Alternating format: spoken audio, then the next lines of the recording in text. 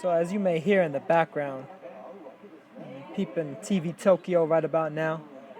Just waiting for this card to start in a few hours. Excellent card between Koei Kono and Luis Concepcion for the WBA full Super Flyweight Championship. Let me turn this down. And Ryoichi Taguchi versus Ryo Miyazaki for the full WBA Light Flyweight Championship of the world. 108 and 115 pounds, respectively, or 115 and 108 pounds in terms of how I ordered them. But essentially, Kono versus Concepcion is what I'm going to focus on for this video, just because of the fact that I was messing around, I was checking out Twitter and everything, and I posted a tweet, and I just came to realize that within a 10-day span, in less than 2 weeks, in a less than a 2-week span, we have all of the top 5 fighters at super flyweight all fighting each other. I mean, of course, that's an odd number because the fifth of them, Naoya Inoue, or I mean, you could really say the first of them, the guy that's rated the highest amongst all of the super flyweights, amongst most of the experts, me included to a certain degree. Naoya Inoue, obviously he's basically fighting a mandatory. He's fighting one of the Koki gyms, Pechbonbon Koki Gym, aka Jarupian Lerd. But when that fight comes across, I'll get to it. But see, this is the thing, man. Boxing fans, they always want to talk about the best fighters fighting the best fighters.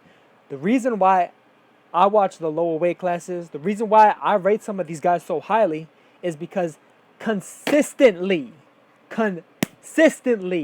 these guys are fighting the best fighters available. You have Kono versus Concepcion. Probably maybe just off the top of the dome, the third and the fourth best fighters in the weight class fighting against each other. We got Miguel Arroyo versus Joran Ancajas. Miguel Arroyo, who's definitely a top 5 guy, probably 4 or 5, versus Joran Ancajas, who is a big puncher, one of the most dangerous punchers in the weight class. He's one of those guys that, along with Sisakitsu Rungvisai, is probably a big threat in terms of knockout power to just about anybody in the top 5 or top 10, whatever. At both 115 and at 118. Should he ever move up, at some point in the near future. But the way that super flyweight is stacked now, I mean, I don't even necessarily see that happening. But that's besides the point, man. You got Kono versus Concepcion. We got Arroyo, and then that's coming on in a few hours. We got Arroyo versus Ancas on September 3rd. That's out in the Philippines, so that'll be coming on, in the U.S. and stuff early in the morning. So I'll probably be up late the way I am now for that one. Then the next day, September 4th, Naoya Inoue versus Karon Jarapianlerd in Japan. So it's gonna be another late night / early morning for me. And then finally, of course, September 10th is Carlos Cuadras versus Roman Chocolatito Gonzalez. That's the big fight that everybody really knows about on September 10th, man. Out in Inglewood, in the hood, always up to no good, man. And I mean, all these fights are just legit. And the thing is, all of them, to me, and really to anybody that really knows these divisions, are evenly matched. There shouldn't be anyway any clear favorite in any one of these fights. Kono is a high volume, kind of a high speed type of fighter, a guy that has height and reach advantage over Concepcion, but Concepcion has definitely a power advantage over Kono. He's a guy with one shot kill power. He's a guy that could take you out, and considering Kono's style is very much an action packed offensive style, he does have some defensive liabilities, and Concepcion could very well stop him, drop him, or or roll him. Stop, drop, and roll him. He's packing that fire. He's a fireman. Like Tim Bradley and Teddy Atlas. But and then we got Arroyo versus Ancas. Arroyo is a bit more of a slick, boxer puncher type of fighter. A little bit more defensive. A bit more of a counter puncher. Got good power of his own though.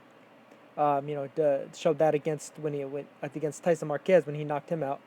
And then Joran Ancas, who is a big puncher in his own right, and he's one of these fighters that's under Samson Boxing, Samson Lukowitz. He's he just like David Peralta upset Robert Guerrero over the weekend. I very much wouldn't be surprised. And matter of fact, I think I slightly favor Ancas over Arroyo. Fighting in the Philippines, fighting in his home country. against Arroyo, who I didn't think looked the greatest against Arthur Villanueva. So I expect that to be a barn burner. Then we got Nai Inoue versus Karun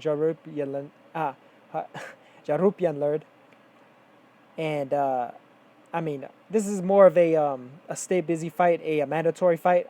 Jarupian or Harupian Lerd, not exactly sure how to pronounce it, is the top contender for Nai Inoue's belt, basically getting a mandatory out of the way before he's even mandated. So I mean that's props to him. You know, Inoue is looking to try and make his U.S. debut soon, trying to get a crack at that U.S. money along with the Japanese money. You know, trying to get a crack at the likes of the Gonzalez and the Estradas of the world. You know, of course, Estrada's going to be making his U.S. debut hopefully in the next couple of months. You know, he possibly against Kazuto Ioka if they come to terms, depending on the purse bid situation with that. But either way, you know, he's likely to be coming soon. And then, of course, Cuadras and Gonzalez, man. You know, the pound for pound number one versus either the number one or number two fighter at 115 in Cuadras. And, you know, that's, like I said, you know, it's basically the top 5 or top 6 fighters of the division just about all fighting elite level opposition. Out of the 8 fighters in there, you basically got all 8 of these guys are top 10 level opponents. I mean, I guess you could make an argument that Jarupian Lerd isn't quite top 10, but you know he's definitely a top 15 guy. So, I mean, just the fact that these guys fight elite competition day in, day out, fight in, fight out, just about every time, is the reason why I rate these guys highly. It's the reason why I watch these fights. You know, in terms of value for money or value for time watching. You know, because time is money. In fact, in terms of the value that I get out of these fights, watching these guys fight elite level opponents consistently, and on a concurrent basis, where you know that the next fight is going to be another tough fight, and then the fight after that's going to be another tough fight, is, I mean, it's better than basically just about any other weight class. I mean, and you could say that pretty much for 105 through 115, and now I mean you could even include 118 in that because we have Moreno versus Yamanaka coming up, and there's like several other fights, McDonald versus Warren. So you know they're definitely living up to what the flyweight divisions have been really giving boxing fans all along, as long as you know where to find the fights and everything. And I mean, you know, it's not that hard to find a stream, you know, for either TV Tokyo, which is the network that's going to be showing the Kono Concepcion and Taguchi Miyazaki fights, or what was the other one? What was the other network? TBS in Japan. That's TBS, and then Osaka TV as well. TBS and Osaka TV. TBS, Osaka TV, and TV Tokyo. That's if you looking for the fights from Japan. I mean, those are the ones you got to search for. You know, just search for that live stream, and you won't have to go very far beyond the first page. As a matter of fact, you don't have to go beyond the first page in terms of a Google search in order to find yourself a nice high quality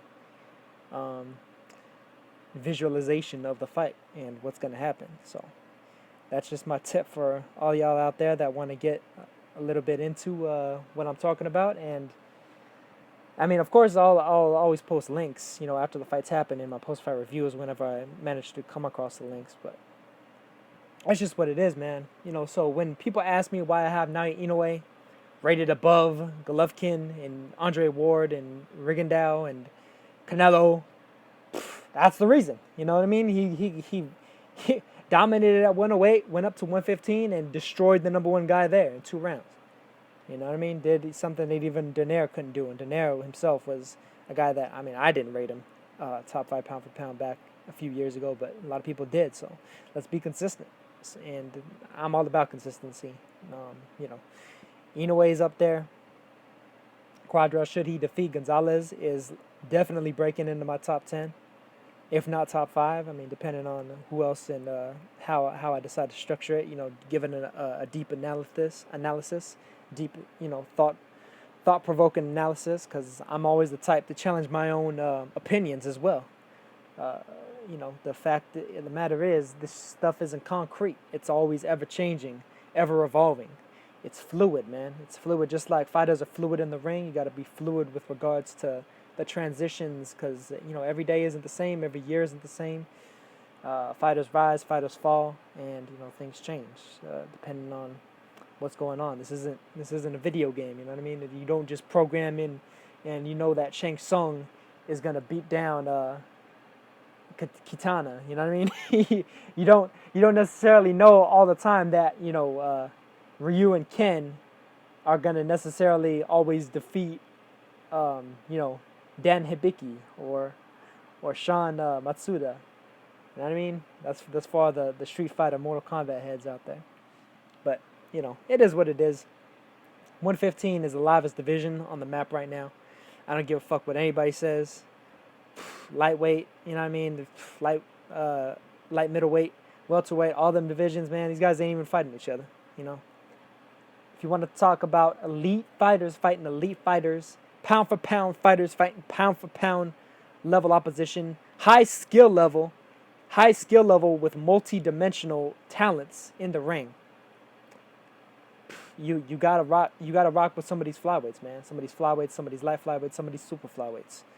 And that goes doubly so even for Taguchi and Miyazaki, man. I think Taguchi's gonna show off exactly why he was before this last fight anyway, he was the only fighter to ever defeat, or not to ever defeat, but to ever actually last the full distance against Naoya Inoue. So, it just goes to show you high quality matchups consistently. And I'm sure that a lot of these guys are going to wind up fighting each other. They're talking about the winner versus Kono and Concepcion is likely to either fight one of the highest rated prospects at 115 in Kalia Fai from the UK, or Juan Francisco Estrada, another top 10 pound for pound level guy, arguably top 5, basically the best flyweight in Roman Gonzalez's absence. So just jam packing even more talent into an already talent packed division. A few years ago, flyweight was the most talent packed division in boxing, and now super flyweight is up there. Now with the rise of several high level champions, pound for pound level fighters, and just elite level talents overall. Guys that can box, guys that can punch, guys that are slick, guys that have good defense, guys that have excellent offense, guys that can do a multitude of things in there that you don't necessarily see from some of these fighters at the higher weight classes. Especially since a lot of these guys they do this and they take this very seriously ever since they were kids. You don't get any athletes from other sports all of a sudden becoming boxers. Not to say that you can't become a skilled boxer at a late age. Mauricio Herrera proved that, and Nate Campbell proved that, Sergio Martinez proved that. Deontay Wilder's trying to be in the process of proving that, amongst others. But just the fact of the matter is, these guys are pretty much always in shape. I could go off on a tangent about Roman Gonzalez. However, I think that he's not necessarily at his optimal weight at 115. I think that he's basically just having his cake and eating it too, in the literal sense, in terms of him being a super flyweight. He's not muscularly the same size as all of these other guys that I'm mentioning. But hey, just goes to show you, man. Roberto Duran wasn't truly a middleweight either, so it is what it is. But I'm just loving it. I'm loving the high level matchups consistently, and a lot of people, they want to talk about how boxing doesn't provide them with the high level matchups. The sport does. If you're too slovenly to not follow anything beyond what HBO and PBC and Showtime and whoever else decides to serve you like fast food, you can't be bothered to go check out Yelp, basically the Yelp of boxing, and see some of these high level opponents, some of these high level fighters fighting each other at some of the divisions that may not be glamour divisions insofar as the Anglo speaking world is concerned, but insofar as most of the high population centers of the world, speaking of Mexico, Central, South America, the Caribbean, and Japan and Thailand, China. I don't know what to tell you, man. I don't know what to tell you. Cry me a river.